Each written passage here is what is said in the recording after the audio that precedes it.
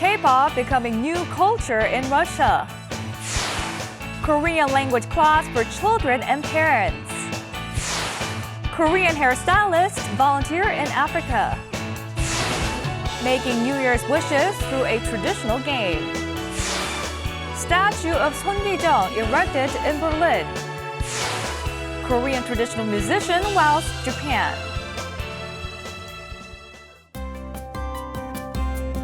Hello, welcome to Going Global. I'm your host, Se-mi. What's the first image that comes to your mind when you think of Switzerland? Many of you might say the Alps.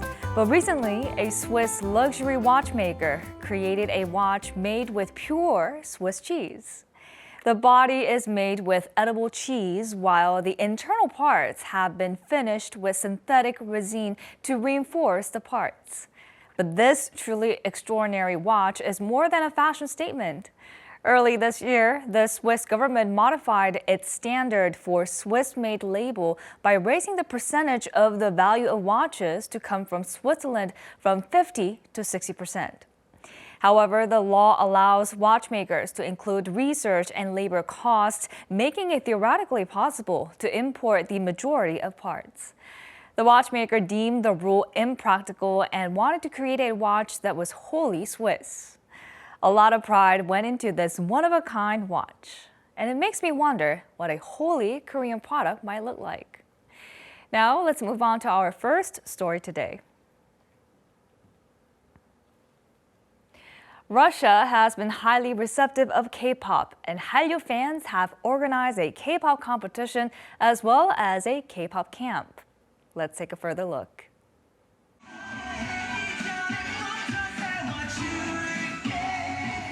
Be it dancing or singing, some of Russia's most skilled K-pop fans have gathered here. Some 300 participants making up 70 teams took part in a K-pop contest here in Moscow, Russia. A septet covering rookie sensation IOI took first place.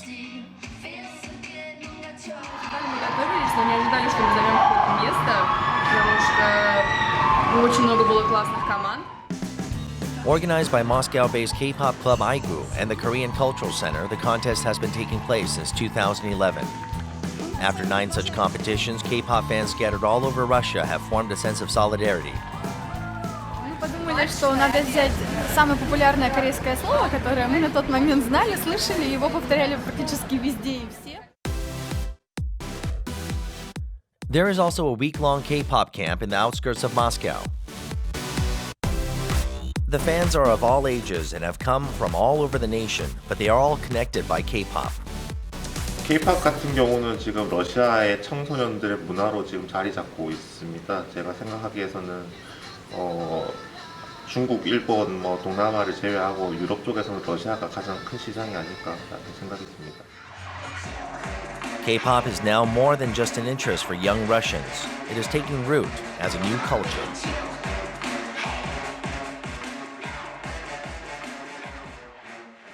Moving on to our next story. There are many Korean schools around the world teaching the Korean language to the children of Korean expatriates. In Shenzhen, China, one Korean school teaches not only Korean children, but also their parents. Let's take a closer look. This is a Korean school in Shenzhen, China. Despite being a weekend, many Koreans are taking classes here. The majority of the students come from multicultural homes with Korean and Chinese parents. 한국어를 배우면 우리 전통 문화를 유지할 수도 있고, 한국에서 나오는 재밌는 애니메이션도 볼 수 있고, 한국에 가면 한국 사람들과 서로 교통할 수 있어서 좋아요. Today, the parents are joining the students in their class. Shenzhen's Korean school first opened its doors in 1997, and this year, it began offering Korean classes to the parents. 약 60%의 자녀들이 다문화 가정에서 자라나고 있습니다. 그 아이들이 학교에서 가장 어렵다라고 하는 부분이 부모님과의 소통의 문제였습니다. 그래서 저희 학교에서도 어떻게 하면은 그 부모님들과 아이들이 소통을 할 수 있을까? The biggest advantage of the classes for parents is that the whole family can go to school together. While the parents learn Korean, the children can study electives like art or taekwondo. 합의는 이거 또 너무 싸니까 진짜 좋아요. 경제 부담도 없어요. 딸 공부할 시간은 저도 여기서 한국말 배우세요. 이제 한국 할머니, 애기 할머니 동화도 잘할 수 있어요. 한국어도 계속 열심히 배워야지요.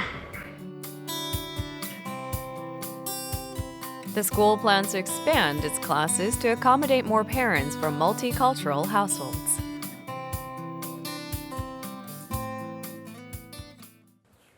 Our next story takes us to Kenya. Korean youth volunteers have flown to Kenya to teach their skills.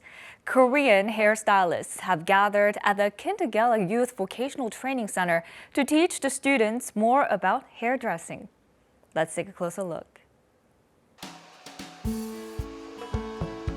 The students give their undivided attention to the hairstylist. They make sure to capture every moment of the demonstration by the Korean professional. Even the equipment stirs their curiosity. A Korean volunteer group of beauticians has been in Kenya since August of last year. Mostly when it comes to beauty and hairdressing, we've learned a lot on the skills and equipments that we should use. For African students who mainly work with curly hair, they have few opportunities to learn about other hairstyling techniques. Knowledge is crucial in order to become a successful hairstylist in Kenya, where many foreigners live. 한정된 머리 스타일을 많이 알고 있기 때문에 아시안 커트와 아시안 스타일링, 아시안 트렌드를 알므로 인해서 조금 더 세계적으로 나갈 수 있는 기회가 되지 않을까 싶습니다. The classes are taking place at the Kitengela Youth Vocational Training Center. The school was established by a Korean NGO in 2013 to help the youth in need. The school provides diverse vocational training, but hairdressing is the most popular subject. The volunteers have also supported the students in entrepreneurship. 케냐 사람들이 뷰티, 미용 쪽에 되게 관심이 많은데 기술이 부족하다 보니까 되게 발전이 어려웠던 것 같은데 앞으로 이런 사업을 계속 진행하면서 사람들이 좀 더 기술을 배우고 연마해서 The volunteers and the institute are offering more career opportunities to their students and taking them closer to their dreams. For Korea coming in and helping me to get to where I am at this point, I am very thankful for that.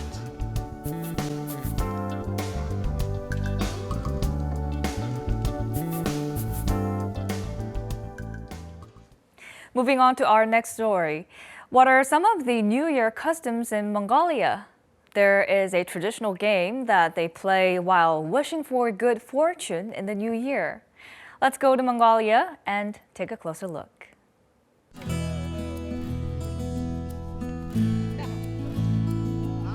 The winters of Mongolia are very cold. The temperature has stayed below -50 degrees Celsius for the past few days. Despite the weather, many people have gathered here at a frozen river. A traditional game for the new year has begun. The players roll metallic balls and attempt to hit a target some 100 meters away. The team that hits the most targets win. Хүний ад сэмэр цогцолоо эрүүл чирэг байдлыг илтгэдэг. Ийм учраас бол хүмүүс оны ихэнд шинэ оны ихэнд Монголын уламжилт сар шинийн цагаан сарынхаа шинийн нэгэнд өсөн шага харван наадаж өөрийнхөө тэр ондоо байгаа эрүүл чирэг цогцолоотой байдлаа шалгадаг. According to the secret history of the Mongols, Genghis Khan enjoyed playing this game every winter with his childhood friend Jamuka in the 12th century. Almost a millennium has passed since then, but families and friends play this game to wish for good luck in the new year. Сум тавьж их сайхан онжигвол би чинь жил хэмэртэй сайхан байгаа юм байна да гэж өөрийнхөө дотор ухаандаа бодож тэгж өөрийгөө хөглөж амьдралдаа бас явж байгаа л да. There will be a national competition in February to choose the best players. The winners will be recognized as persons of merit in sports and receive awards and prize money. Сааварган тэмцээнд амжилттай оролцож улсын мэрэгэн болохын төлөө харвана. Тэгээ бүх хараачтаа оноо мэрэгэн хараа орцоогоо гэрээ. Шинэ онд одоо хараа хавц оноо мэрэгэн ер нь өргөж хэм бол багтаа энэ сайхан ирчүүдтэйгээ наадтаа өргөж л одоо сайн харуулж бүгдийг баярлуулж явах шүү. Тэр бодлоо байна да.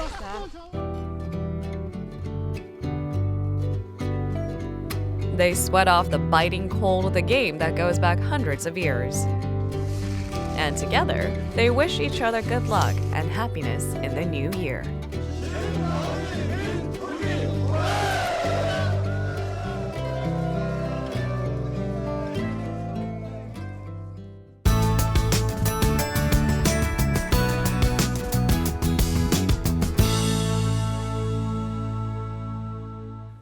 Let's take a look at our next story. In Berlin, a statue of the late Korean marathoner Sohn Kee-chung has been erected. Sohn won a gold medal at the 1936 Berlin Olympics, and his statue has been erected near the course he completed some 80 years ago. Let's find out more. This is part of the marathon course for the 1936 Berlin Summer Olympics. Korean marathoner Sohn Kee-chung ran this very course in 1936. The statue of Sohn was erected here. On his chest is not the Japanese flag, but the Korean flag, the taeguki. 네, 손기정 선수가 80년 전에 이 길을 달렸습니다.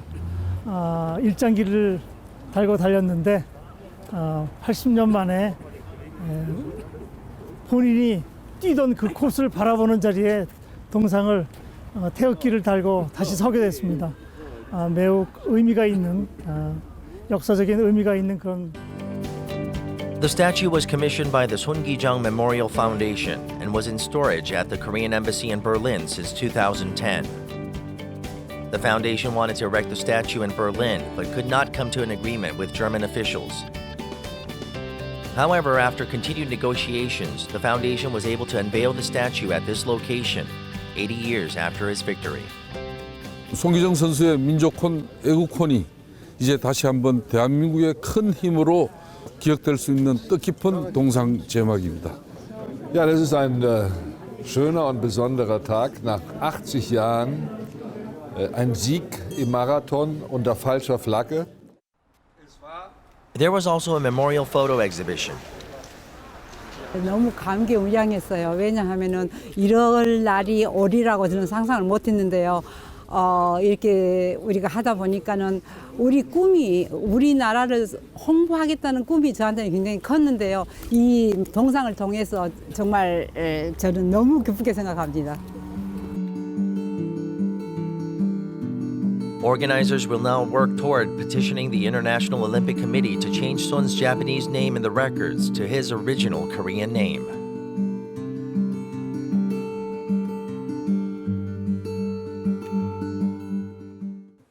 It's time for our last story today. The full rendition of 수군가, a type of epic musical storytelling known as pansori, took place for the first time in Osaka, Japan. The performer is a Korean Japanese who wishes to convey the sounds of Korea to Japan. Let's take a closer look. Pansori, or Korean musical storytelling, reverberates through this hall.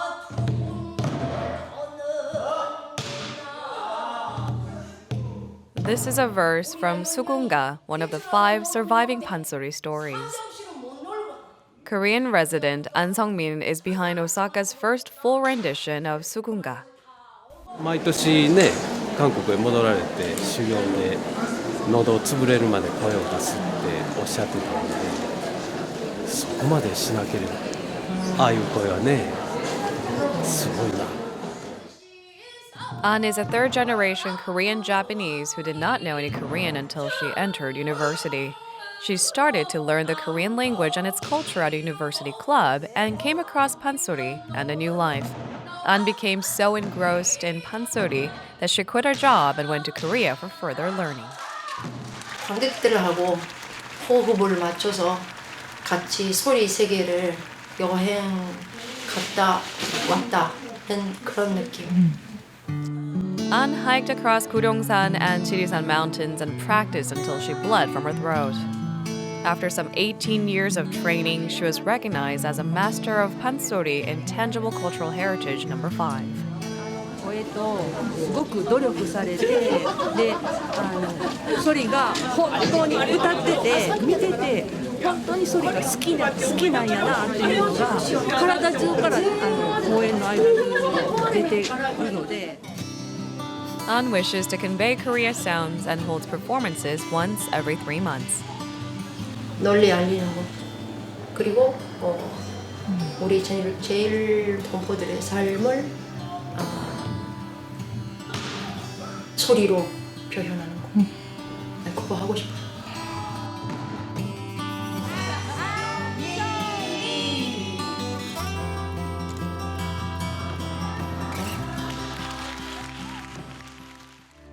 I hope you enjoyed today's stories on Going Global.